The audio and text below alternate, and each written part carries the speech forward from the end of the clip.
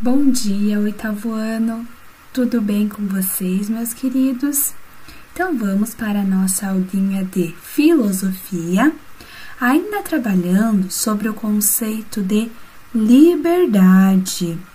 Nós vimos que esse conceito de liberdade, ele inclui a possibilidade de fazer escolhas, ou seja, de decidir, o poder de decisão entre diversas alternativas ou entre algo ou o seu contrário.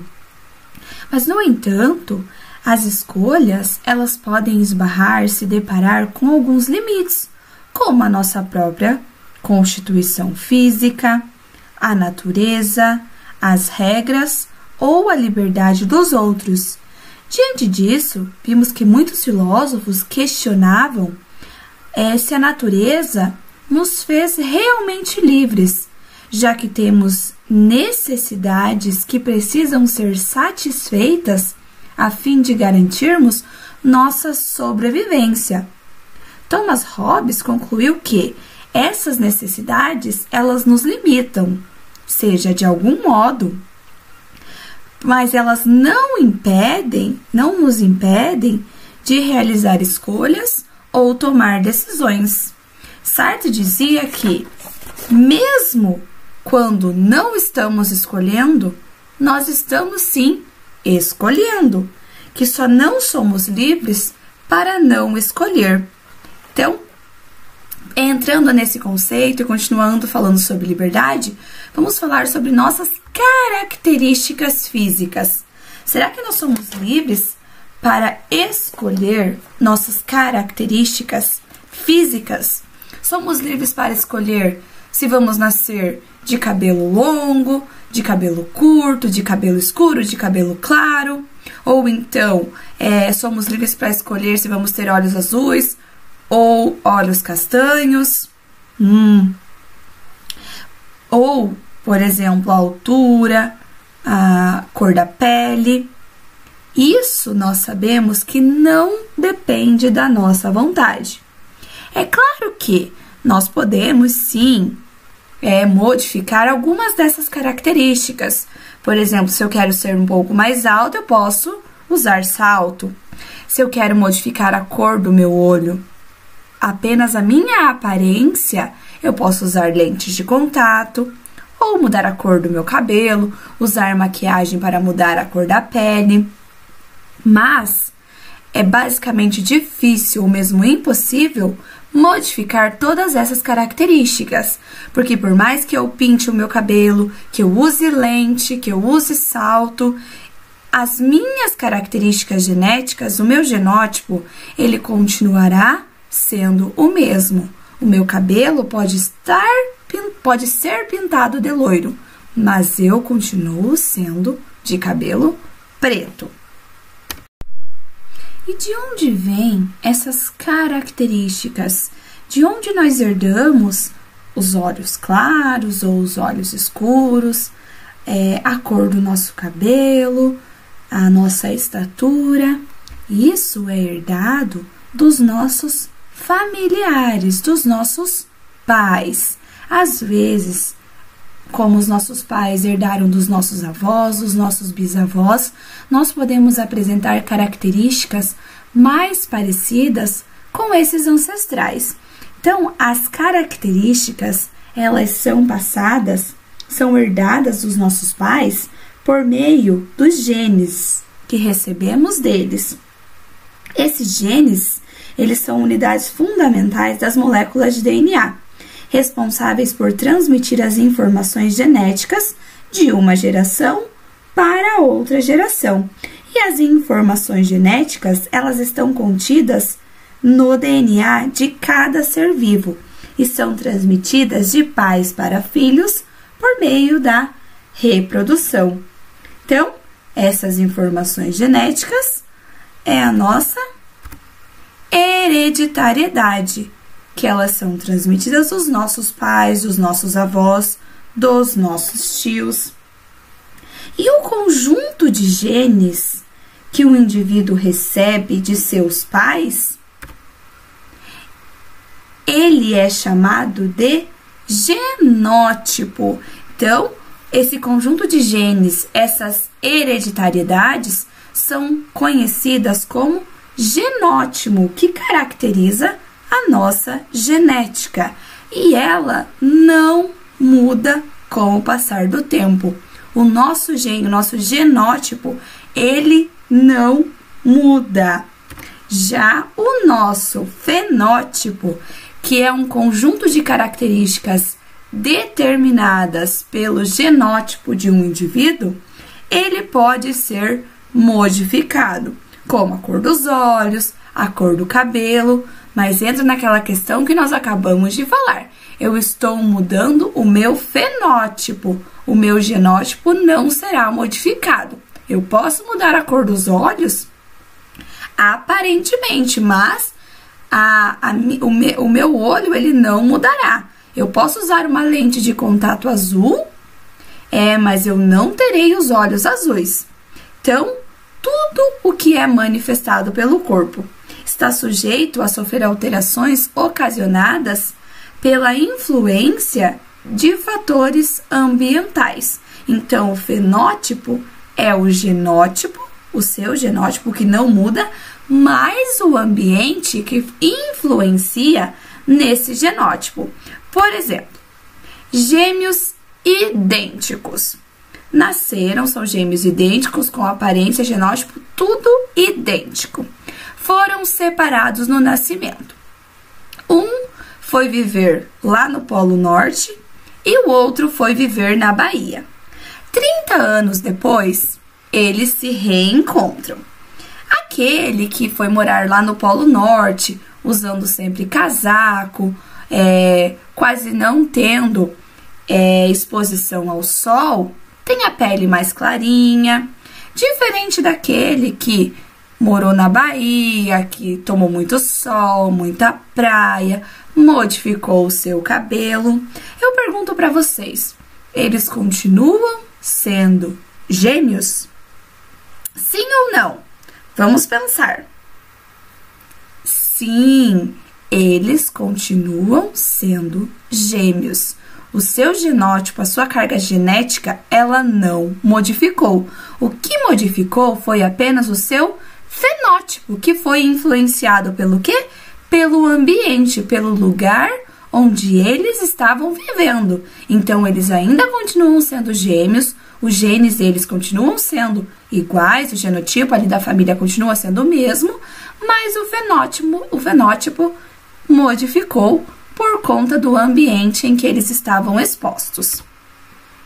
Mesmo alterando, então, ali a aparência, não é possível modificar o nosso genótipo. E entramos, então, na nossa questão de liberdade. Será que somos realmente livres? Esses genes que nós herdamos dos nossos familiares, dos nossos antepassados, ele determina quem somos, quem nós vamos ser, quais escolhas nós iremos tomar. Será que nós estamos fadados, estamos destinados a desenvolver necessariamente as mesmas características físicas ou até mesmo ter as doenças que os nossos familiares tiveram? Será que nós herdamos também o seu comportamento? Será que é possível mudar alguma tendência genética por meio de hábitos e costumes aprendidos? Ou então, até que ponto somos livres para escolher nosso destino? A neurociência, ela vem fazendo grandes descobertas para responder essas questões que estão presentes no pensamento filosófico há muito, muito tempo. E uma das investigações refere-se exatamente à influência que o ambiente exerce sobre as pessoas.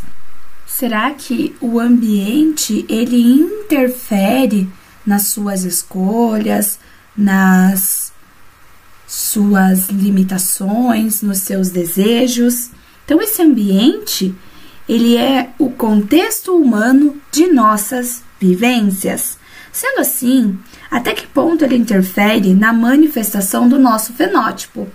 E além disso, da nossa personalidade e também do nosso destino. Para os neurocientistas, o nosso sistema nervoso tem uma incrível capacidade de adaptação, que se manifesta de acordo com as interações que realizamos com o meio. Essa capacidade de adaptação é denominada neuroplasticidade ou plasticidade neuronal. Ela atua por meio de diferentes arranjos entre as células e pelas células nervosas, que são responsáveis por diversas funções do corpo, e pelas respostas que podemos dar às situações que vivenciamos. Logo, a neuroplasticidade é responsável pela modificação de comportamento de acordo com experiências vividas no passado, ou seja, as nossas memórias, e que caracteriza o aprendizado para orientar as experiências futuras.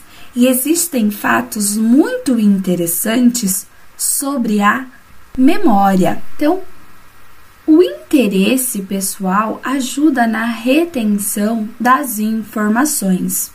Se você se interessa, por exemplo, por determinado assunto, a sua memória praticamente decora as informações da forma mais simples, como uma leitura rápida e muitas vezes única.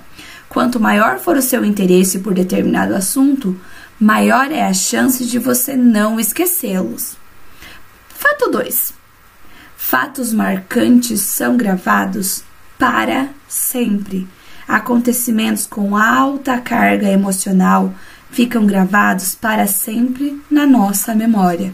Um exemplo de quem viveu e quem esteve presente na época em que teve o ataque às Torres Gêmeas. É impossível esquecer aquele 11 de setembro de 2001, porque foi um fato muito marcante na memória. Uma pessoa na idade adulta, ela pode lembrar cerca de 20 a 100 mil palavras. Então, a memória, ela é ilimitada. Quanto maior for o seu treinamento, melhor ela vai ser. Praticando, você pode ter uma memória bem melhor do que outras pessoas. Isso porque o cérebro é plástico. 4. A memória começa a funcionar antes mesmo de você sair da barriga da mamãe. De acordo com estudos, a memória começa a funcionar 20 semanas após o feto humano começar sua formação. 5. Excesso de açúcar prejudica a memória após os 40 anos. A memória se deteriora ao decorrer da vida.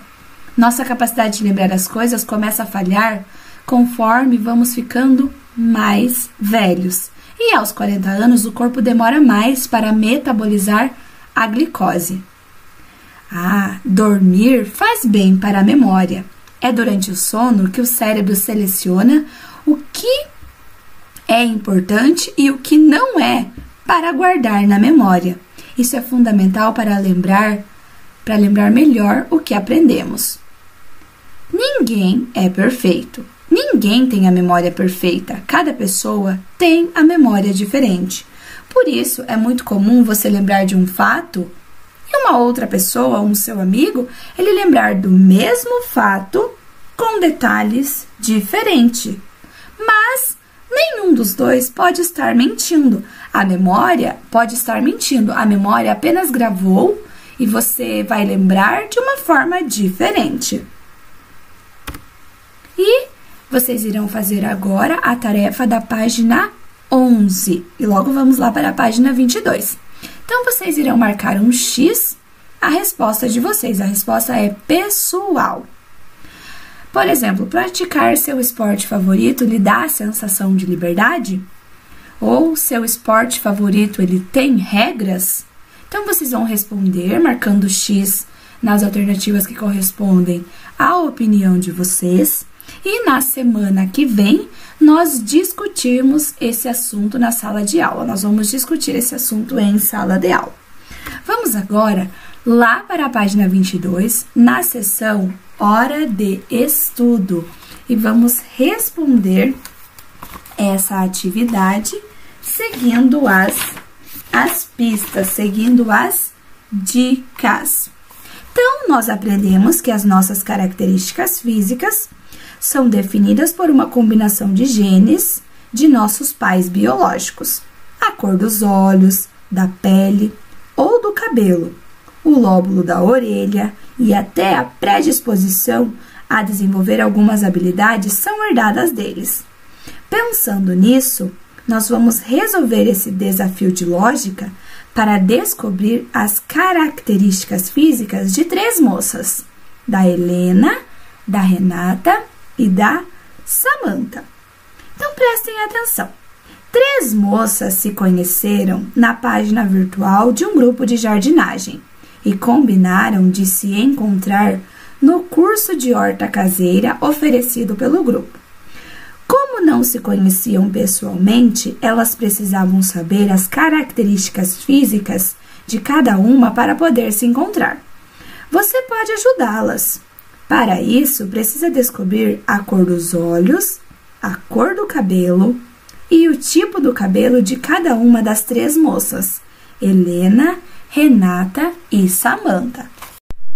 Então, vamos lá, meus amores. A tia vai ajudar vocês com algumas pistas, mas o restante vocês farão sozinhos. Nós vamos usar a letra N quando a pessoa não tiver aquela característica e a letra S para quando determinada característica pertencer a uma das meninas que nós queremos descobrir. Então, vamos lá. A primeira dica é: Helena não tem cabelo liso.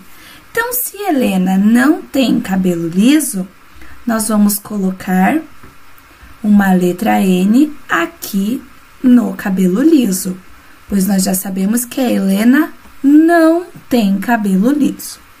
A dica 2 diz o seguinte: a moça que tem cabelo crespo não se chama Renata. Então, nós já sabemos que a Renata não tem cabelo crespo. Então, nós vamos pegar um N e colocar lá na Renata que ela não tem cabelo crespo. Então, nós já sabemos que quem tem cabelo crespo, não se chama Renata. A dica número 3 diz o seguinte: Samantha tem olhos castanhos. Olha que dica legal. Então, se eu já sei que a Samantha tem olhos castanhos, eu vou colocar para ela uma letra S e automaticamente vou colocar um N aqui no azul e aqui no verde. Porque se ela tem olhos castanhos, ela não pode ter nem olhos azuis e nem olhos verdes. Entenderam a lógica, meus amores? Então, agora vocês irão descobrir, seguindo todas as pistas, as características de cada uma das meninas. Eu vou dar uma pista ali na última tabela, uma dica a mais.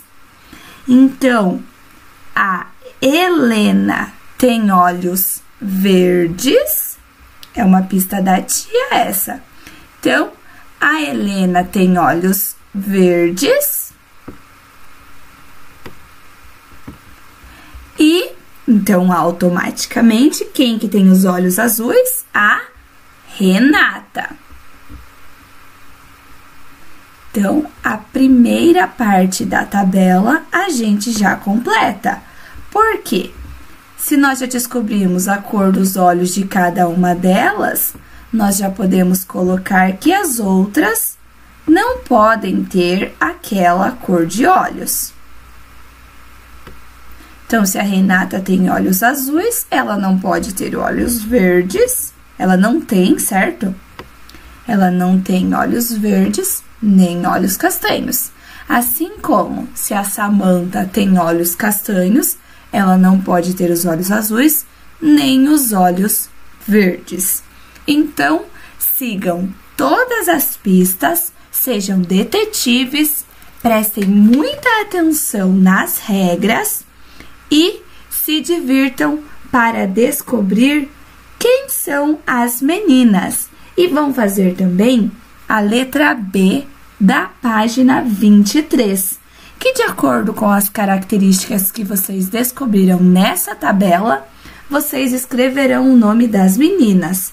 Quem é a loira, quem é a que tem cabelo castanho e quem é a ruiva.